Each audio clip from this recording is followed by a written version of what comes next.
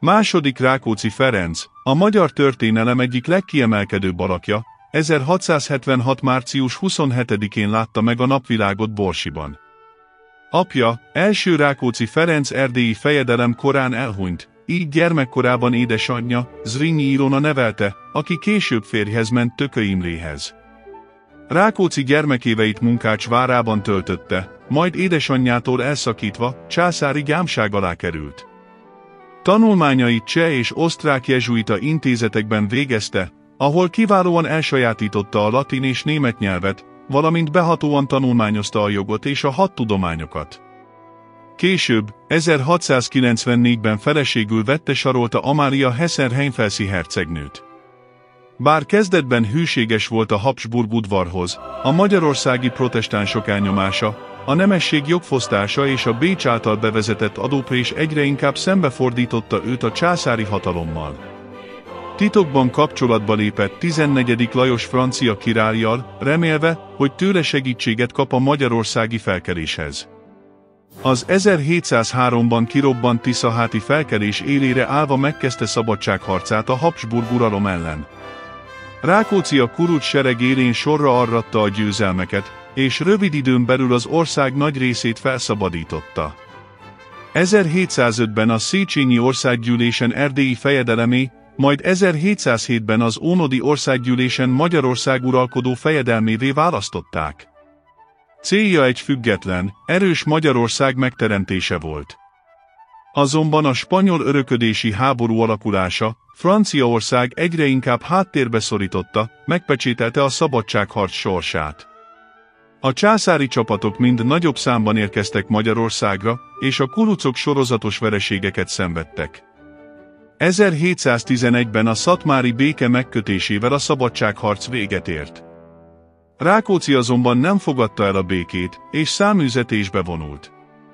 Először Lengyelországban, majd Franciaországban élt, ahol 14. Lajos udvarában próbált támogatást szerezni ügye számára.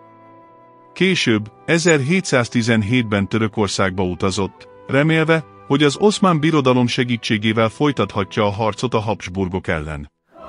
A reményei azonban nem váltak valóra. Rodostóban telepedett le, ahol élete hátralevő részét töltötte. Itt írta meg híres emlékiratait, és továbbra is a magyar függetlenség ügyén dolgozott, levelezve az európai udvarokkal.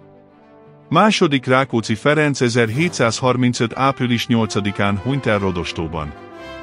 Hamvait 1906-ban hozták haza Magyarországra, és a kassai Szent Erzsébet székesegyházban temették el.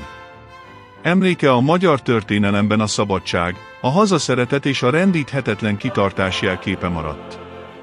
A birodalmi hercegi címet is viselő Rákóczi Ferenc, Sáros vármegye főispánja 1700 novemberében már 2 éve ismerte François Joseph Longueval kapitányt, az eperjesi német őrség egyik tisztjét.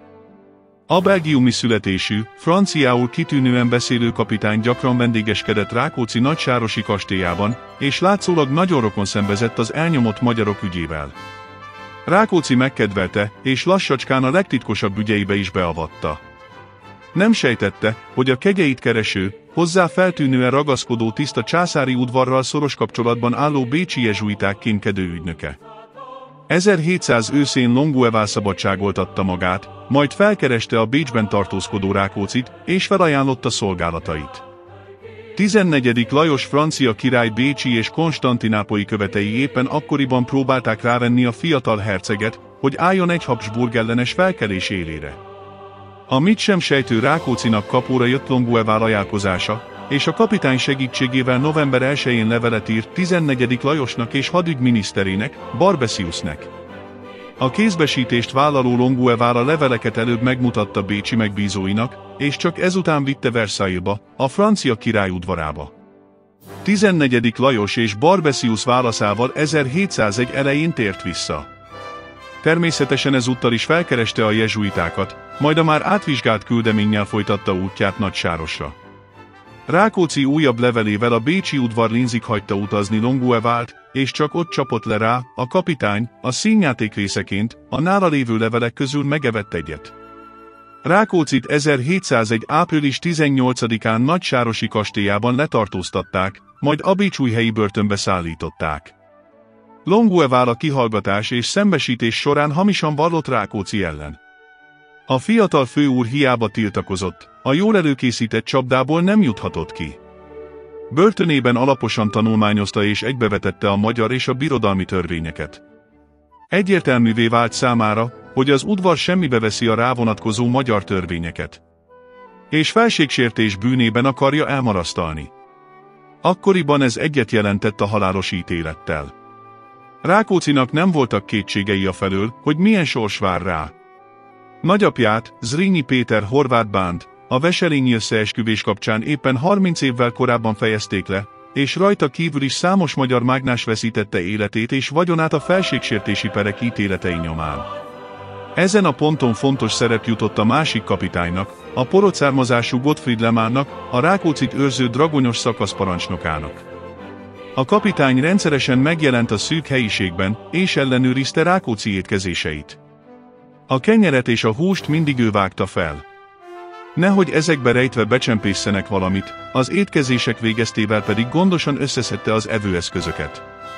Igen nagy hatással volt rá, hogy első Frigyes porosz király, Rákóczi feleségének közbenjárására érdeklődik az előkelő fogoly iránt, és kiszabadítását szorgalmazza első Lipótnál. Beszélgetéseket folytatott a herceggel, és ezek során megbizonyosodott arról, hogy igazságtalan ítélet várható. Lemann kapitányt első Lipót gyóntatója, a várható kivégzés miatt diplomáciai bonyodalmaktól tartó Wolf atya vélekedése is hozzásegítette döntéséhez. Miszerint saját élete árán is segíteni fogja a herceg szökését. Rákóczi, aki már elkészült a halálra, és gyóntató atyát kért lelke megnyugtatására, végül úgy döntött, elfogadja a szabadulásán fáradozó feleségének és társainak segítségét. Lemann közölte fogjával, hogy élete kockáztatásával is kész elősegíteni a szökést, de a kivitelezést illetően bizonytalankodott. Rákóczi azt javasolta, hogy a császár parancsának megfelelően Lemann indítsa el őt Grazba, majd tegye lehetővé, hogy útközben a Lajta gázlójánál megszökhessen. A kapitány végül más megoldást választott. Eszerint Rákóczinak és apródjának a kasztelli dragonyosok egyenruhájában kell kiszöknie a börtön épületéből. A terv kivitelezésébe bevonta 18 éves öccsét, Lemann Jakab Kristóf zászlótartót, valamint bizalmasát, Kert hadnagyot is. A filmbe illő szökés estéjén Lemann megparancsolta a Rákóczi szobája előtt strázsáló dragonyosnak, hogy gyújtsa meg a gyertyákat. Az őr nem akarta teljesíteni a parancsot, mert az előírások szerint nem hagyhatta el az őr helyét. Lemann azzal nyugtatta meg, hogy addig helyette őrködik, és elvette a puskáját. Amíg az őr távol volt, Rákóczi átment a kapitány szobájába, és fölvette a dragonyos egyenruhát. Berzevici nevű apródjatiszti egyenruhát kapott. Lemann ezután előre küldte Berzevicit. A főkapunál azt kellett mondania az őröknek, hogy Szágel atyához megy, mert Rákóczi beteg, és gyónni akar, a városkapunál pedig azt, hogy a dragonyosa valamelyik kocsmában részegeskedik, és ha meglátják, küldjék utána. Berzevici távozott. Rákóczi némi várakozás után egy köpenyek tartózsákot vetett a vállára, majd elbúcsúzott Lemanntól, és követte a kapitány zászlótartó öccsét. A belső vár hosszú folyosóján 7 helyen álltak őrök, akik a magyar foglyokra vigyáztak. Ezen szerencsésen végigmentek, bár egymást váltó, gyertyákkal világító katonákkal is találkoztak. Kijutottak a várból. Egy özvegyasszony házánál Rákóczi lóra ült, és azzal folytatta útját a városkapu felé. Úgy tett, mintha részeg volna, dülöngélt a nyeregben, és reket hangon dúdolt valamilyen éneket. Így érkezett a kapuhoz, ahol az őrök éppen leeresztették a sorompót. Az egyik őr megkérdezte, hogy a kasztelli dragonyosokhoz tartozik-e, a részegnek mutatkozó Rákóczi igenlő válasza után az őr sürgette, hogy igyekezzen a kapitánya után, majd felemelte a sorompót. Berzevici az előre megbeszélt helyen, a Vadaskert szögleténél várta. Itt a herceg felesége által küldött kocsiba ültek. A sötétségben és a zuhogó esőben csak lassan haladtak előre, és kétszer is belekeveredtek a Fertőtó ingoványaiba. November 7-én, éjfél után érkeztek a Fertőtó északi csücskénél fekvő Nezsiderbe, ahol néhány nappal korábban a fiatal Lemann megrendelt a vendéglősnél egy parasztszekeret. Ezzel mentek tovább a Csallóköz felé. A Dunánál várakozniuk kellett, mert az erős szél miatt a somorjai révészek csak 5 órás késéssel szállították át őket a túlpartra. Tovább haladtak észak felé, átkeltek a Kis-Dunán, és alkonyatkor értek Cseklészbe, ahonnan postakocsival folytatták az utat. November 11-én déltájban érkeztek Podorinba. Itt több császári tisztet is láttak, ezért nem mertek a vendéglőben időzni. Berzevici elmondta, hogy korábban az itteni piaristáknál tanult, és egyik öreg tanára a városban lakik. Megkeresték az idős tanárt, aki örömmel adott nekik éjszakai szállást. Berzevici azt a mesét találta ki, hogy párbajban megölte egyik tisztársát, és most hűséges őrmesterével menekülnie kell. Vendéglátójuk a másnapi, november 12-i mise után egy megbízható fuvarossal átvitette őket Lengyelországba. Rákóczi szökésére hamar fény derült, mivel távozása után Lemán egy idős őrnaggyal a szokásos börtönvizsgálatra indult. A kapitány igyekezett késleltetni a körutat, hogy minél később érkezzenek Rákóczi szobájához, de az őrök közben jelentették, hogy onnan nem hallanak neszt. Az őrnagy kérdésére a kapitány azt felelte, hogy Rákóczi lefeküdt, mert rosszul érzi magát. Az őrnagy gyanút fogott, fölnyittatta a szobát, de üres volt. Mivel az ablakrostét kifeszítve találták, eleinte azt hitték, hogy a fogoly arrafelé távozott. A szökést vizsgálók gyorsan rájöttek a tévedésre, Lemán pedig elkövette azt a hibát, hogy csak harmadnap, november 8-án tett hivatalos jelentést. Ez még inkább ráterelte a gyanút. Az ügyben eljáró titkos tanács másnap az őrség többi tagjával együtt elfogadta. Lemán kapitány a kihallgatások során nem akart vallomást tenni, hanem azt kérte, hogy tisztességes módon, főbelövéssel végezzék ki. Kihallgatója azt felelte, hogy erre csak önkéntes vallomása esetén kerülhet sor. Végül kínzással kényszerítették teljes vallomásra. Ennek alapján a császári haditörvényszék halálra ítélte. Rákóczi feleségét, Hesenheim felsisarolta Amália hercegnőt és gyermekeit letartóztatták, a herceg fejére pedig vérdíjat tűztek ki. 10 000 forintot ígértek annak, aki élve, 6 000 annak, aki holtan adja át a hatóságoknak. Lemánt 1701 karácsonyán végezték ki. Kardját összetörték, őt magát lefejezték, testét fölnégyelték, majd elrettentésül 4 különböző városban bitófára függesztették. Azt a testrészt, amely a Bécs-Újhelyi kapu előtt lógott, 1705-ben az arra portyázó kulucok megszerezték. Kőszegre vitték, ahol Újvári Gergely plébános megadta neki a végtisztességet. Rákóczi fejedelem 10 000 talérral jutalmazta a hős kapitány özvegyét, és ugyanennyi összeget adományozott életben maradt öccsének, Lemán Jakab Kristófnak is, aki követte őt Lengyelországba. A szöktetés előkészítésében résztvevő Kertl hadnagyot eredetileg szintén fejvesztésre ítélték. Ki is vezették a vesztőhelyre, amikor a császár az ítéletet 6 évi várfogságra enyhítette. A hadnagy ezt az időt vasra verve szenvedte végig a győri vár börtönében. Büntetésének letöltése után Rákóczi a karabélyos testőrezred őrnagyává nevezte ki, és saját birtokából Svidnik faluval, valamint egy tájai szőlővel jutalmazta meg. Ami pedig Longuevalt illeti, az ő hitszegését első Lipót pénzzel, horvátországi birtokokkal, alezredesi ranggal és bárói címmel hálálta meg. Ezredesi rangban, a sziléziai Briek katonai parancsnokaként halt meg 1719-ben. A fejedelem életében kitörölhetetlen nyomot hagyott a 2 kapitány.